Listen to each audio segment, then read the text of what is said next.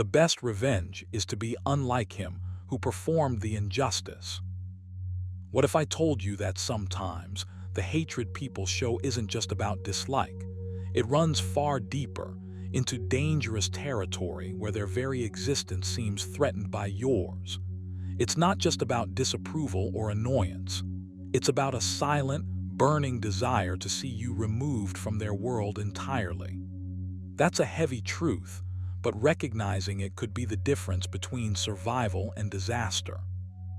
In today's video, we'll uncover the 5 unmistakable signs that a person doesn't just hate you, they want you gone. This isn't paranoia, it's awareness, rooted in ancient Stoic wisdom that teaches us how to see the world clearly and protect our inner peace. Knowing these signs equips you with the power to act wisely, stay calm, and defend yourself, not with anger but with strategic clarity. Stay with me till the very end because these insights are not just warnings, they're keys to mastering your response, turning potential threats into fuel for your strength and resilience. Let's dive in and remember, your peace is your power. Number 1, they consistently sabotage your efforts. When someone consistently sabotages your efforts, it's not just about dislike or petty grudges. This behavior reveals something deeper, something darker. They want to see you fail, even to the point of destruction. You have to recognize this, because awareness is your first weapon. Reminds us, the best revenge is to be unlike him who performed the injury. That means don't let their sabotage define you or your path. Instead, take control. Sabotage isn't always loud or obvious. Sometimes it's subtle, undermining your work, spreading doubt, or quietly blocking opportunities you deserve. The key is that it's relentless and purposeful. It's not a one-off slip, it's a pattern. When you notice this, it's time to act, not react, calmly and firmly. First, guard your space. Your mind and energy are your kingdom. Epictetus taught, it's not what happens to you, but how you react to it that matters. So, when sabotage creeps in, don't let it shake your confidence. Remind yourself daily that their negativity says more about them than you. You're the one building, growing, moving forward. Next, sharpen your boundaries. You don't have to explain or justify your progress to anyone. If someone's actions consistently block or harm your efforts, you owe yourself the respect to limit their influence. It's not about being cold or vengeful, it's about self-preservation. Protect your projects, your dreams, your peace. Think of it like this. A fortress doesn't ask permission to close its gates. Neither should you. Now take inventory of your efforts. Are you vulnerable because you're rushing?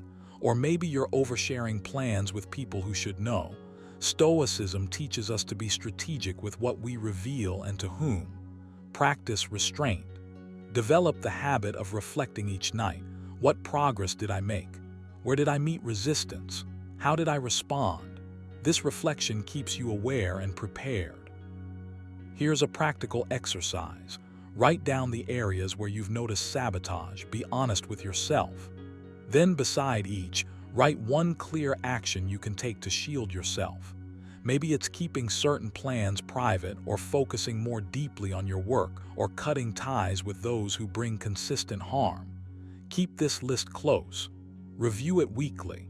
Let it guide you in reinforcing your defenses. Remember, sabotage is a test. It tests your resilience, your patience, your clarity. You don't have to let it win. Seneca said, "Difficulties strengthen the mind as labor does the body." See each act of sabotage as a challenge to grow stronger, wiser, and more disciplined. Ultimately, when someone tries to pull you down, you have 2 choices: crumble or rise. Choose to rise. Keep your purpose clear and your actions deliberate. Build your fortress of calm, focus, and relentless forward motion. You owe yourself nothing less. So from today, start guarding your efforts like a treasure. Be vigilant, be calm, be unstoppable. Because the world needs your growth more than anyone else's attempts to stop it. Number 2, they spread harmful lies about you. When someone spreads harmful lies about you, it's not just simple dislike. It's a sign they want to tear you down at the deepest level. Lies are weapons. They poison how others see you, how you see yourself, and disrupt the calm you deserve. If you catch yourself caught in this storm, you need to wake up and act. This is more than a nuisance. It's a battle for your peace and reputation. First, understand this. You can't control what others say, but you can control how you respond. Epictetus reminds us, it's not what happens to you, but how you react to it that matters. So don't waste energy chasing the rumor or trying to defend yourself endlessly. Instead, build your fortress of inner strength. Let lies bounce off you like raindrops on a sturdy roof. Here's the mindset shift you need. Stop fearing the lies. The worst they can do is expose the cracks you haven't filled yourself. Use this as a call to deepen your integrity. Be so grounded in your values, so clear in your character, that no story can shake you. When you live authentically, falsehoods lose their power. People who matter see through the smoke and mirrors. Now, action time. Start by practicing detachment from others' opinions. Daily remind yourself, I control my mind, not their words. Write it down. Say it aloud. Make it your armor. This keeps your focus on what's real, your effort, your truth, not on the chaos others create. Next, build your circle wisely. Surround yourself with people who know your worth and reflect your values. Their faith will help drown out the noise. This support is not a weakness. It's a strategic advantage. Said, choose not to be harmed and you won't feel harmed. Choose your environment with care. Finally, channel this energy into growth. Instead of reacting with anger or fear, ask, what can I learn? How can I become stronger? Write down 3 ways you will rise above this challenge in the next week. Maybe it's practicing patience, maybe it's deepening self-awareness, or simply choosing calm in the storm. Do this daily. Remember, lies reveal more about the liar than about you. They expose insecurity and malice, not truth. Let that fuel your resilience. Keep your mind clear and your heart steady. You are bigger than the stories others tell. Stay rooted in your own reality. Take this moment as a turning point. When harmful lies swirl around, it's your invitation to build a fortress within, unshakable, unwavering, and utterly yours. That's real power. That's the Stoic way. Number 3, they show no remorse for your suffering. When someone truly wishes harm on you, their lack of remorse for your suffering becomes crystal clear. They don't just dislike you, they seem completely unmoved by the pain or hardship you endure. It's like your suffering is invisible to them, or worse, they might even take some twisted satisfaction in it. This absence of remorse is a glaring sign that their feelings toward you go far beyond hatred. You need to recognize this. Why? Because your peace and your life depend on it. Reminds us, if someone is able to show me that what I think or do is not right, I will happily change, for I seek the truth, by which no one was ever truly harmed. But what if someone refuses to acknowledge your truth? What if they actively ignore your pain and carry on regardless with no sign of regret? That's when you know. They want more than just distance. They want your downfall. And this is not a game you can afford to play lightly. You need to start protecting your inner fortress. When you see someone who shows zero remorse, no empathy, no flicker of conscience, it's a red flag screaming for your attention. It's not just about guarding your feelings anymore. It's about preserving your very well-being. So what can you do about it? First, train your mind to detach from their cruelty. This doesn't mean you become cold or indifferent to others, but you learn to stop letting their lack of remorse eat away at your spirit. Remember Epictetus, wisdom. It's not what happens to you, but how you react to it that matters. You can't control their cruelty, but you absolutely control your reaction. That control is your power. Second, build a habit of self-reflection. Each day, ask yourself, did I let their lack of remorse disturb my peace today? If the answer is yes, pause and breathe. Remind yourself that their pain is theirs to carry, not yours. Visualize a strong wall between you and their negativity. You don't have to let their darkness into your life. Third, practice gratitude.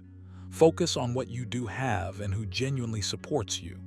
The Stoics believed gratitude anchors the soul against misfortune. So, write down 3 things every day that you appreciate about your life or yourself. This habit will rewire your mind to focus on strength, not suffering. Lastly, take action where you can. Protect yourself physically, emotionally, and mentally. Set boundaries without guilt. Walk away when necessary. Remember, self-preservation is not selfish, it's essential. You owe it to yourself to stop tolerating a presence that shows no remorse for your suffering. Recognize it, confront it in your mind, and take decisive steps to safeguard your life and peace. The absence of remorse is a loud warning. Listen to it, respect it, and act. You're stronger than their indifference. Show yourself that every single day. Number 4, they attempt to isolate you from allies. When someone wants to truly harm you, not just dislike you, they don't just stop at words or passive hostility. One of their most dangerous moves is this: they try to isolate you from your allies. They want to cut you off from the people who see your worth, who back you up, and who make you stronger. Think about that. Isolation is the weapon they wield because a lone person is easier to break, easier to undermine. But you're not here to be broken, not by anyone. You need to recognize this tactic for what it is: a calculated attack on your support system. When someone starts whispering doubts to others, spreading false stories, or manipulating situations to drive a wedge between you and your friends or colleagues, that's a red flag. It's not just hatred anymore. It's a strategy aimed at making you vulnerable. And that's when you have to stand firm like a rock. Reminds us, choose not to be harmed and you won't feel harmed. Don't feel harmed and you haven't been. Isolation is designed to make you feel powerless, but power lives inside your mindset. You're stronger than their schemes, but you have to act. Here, what you can do right now. Guard your circle, pay attention to how your relationships evolve. If you sense that someone is trying to turn your allies away, don't ignore it. Open conversations with your trusted friends. Transparency is your armor. Bring your concerns out in the open before suspicion takes root. Strengthen your connections, don't wait for others to reach out. Take the initiative.